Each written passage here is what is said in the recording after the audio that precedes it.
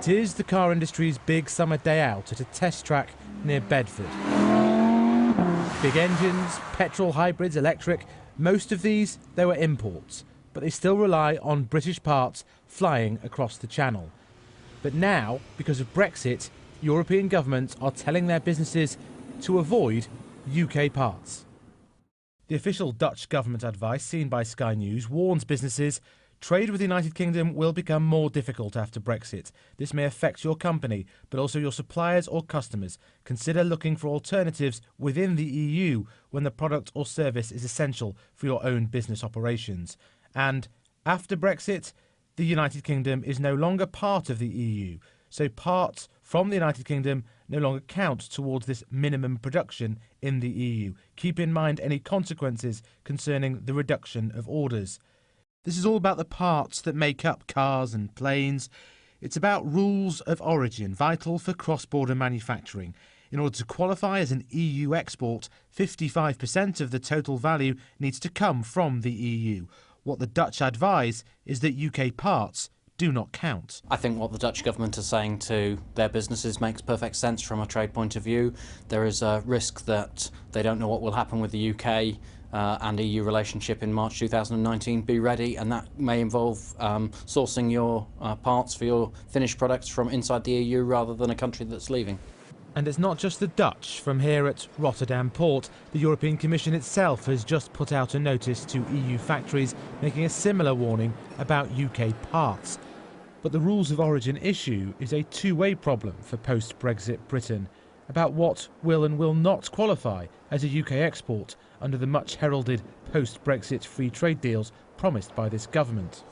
Rules of origin are the small print of free trade deals with big implications that kick in if we're no longer part of a customs union with the EU. For example, for cars being exported from Tilbury docks. The government has previously argued that we are very close to meeting the sorts of thresholds that will enable a British car to be a British car under a free trade deal. But Sky News understands that the industry has told Number 10 directly that we are, in fact, miles off. Car industry chief Mike Halls confirmed that to Sky News. The actual figure is more like 25%. If the target is 65–65%, it shows the difference, the distance we would have to go. But the government's been going around thinking it's more like 44–45%. No. The UK automotive industry, on average, buys about 44% of its products from a UK supplier. But that's not what rules of origin is. You have to look at something called originating content. What proportion of the content actually comes from the UK in our instance?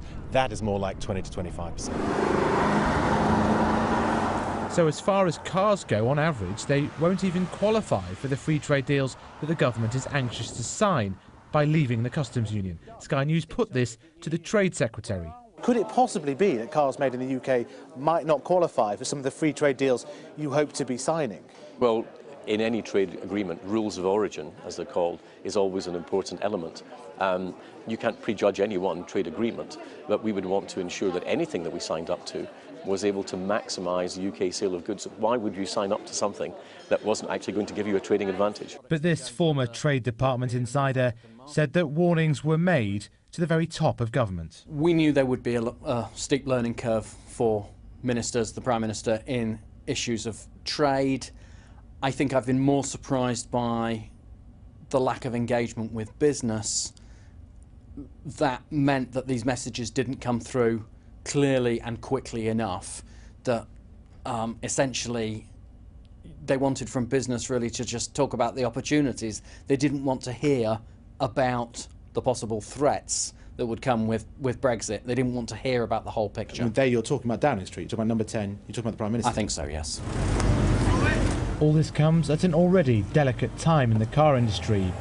Privately aghast at the chances of attracting big battery factories in the UK that need to be able to be used by continental manufacturers of new cars.